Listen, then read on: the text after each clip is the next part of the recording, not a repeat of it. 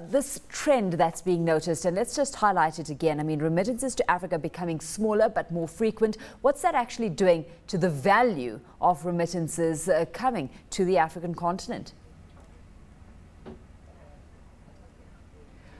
Overall, the total values migrants send per annum is increasing, but what is happening is that migrants are sending smaller and more frequent transactions as prices come down. So that is a trend we see.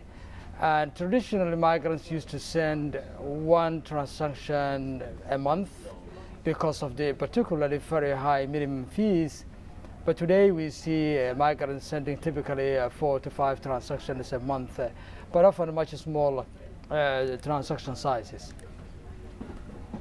Dr. Ahmed, it's Lindsay Williams talking from Cape Town. I remember distinctly 18 years ago, I think it was, sitting in a restaurant and first seeing a cell phone. It was about the size of a car battery and it was incredibly expensive. And I said to the person, you know, this can never take off in Africa. A, it's too expensive at all levels, the cost of the calls and also the costs of the actual handset. But of course, as costs have come down, then everybody's got a cell phone. Sometimes people have 2 or even 3 cell phones. And that seems to be exactly what has happened to your business and your competitors' business as well. And I find it amazing that socioeconomic trends can have been changed just because of that. It must be very encouraging for you.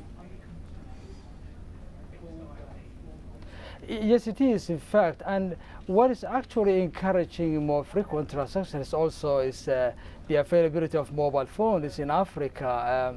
What we see is a migrant or family member of a migrant in Africa is sending SMS text to a member in Europe or North America and saying that they need a small amount of money to pay for transport in the morning or to go to school. And with the availability of online services, which are 24/7, the migrant can do the transaction there and then. And the fact that we don't have the large minimum fees, it means that they could do, the very small transactions.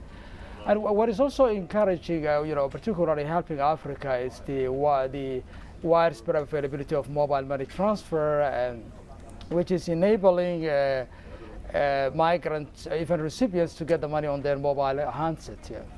Yeah, just taking a look at costs, on this front, Ahmed, I mean, what kind of cost gap have we seen being closed and how much further do we have to go here?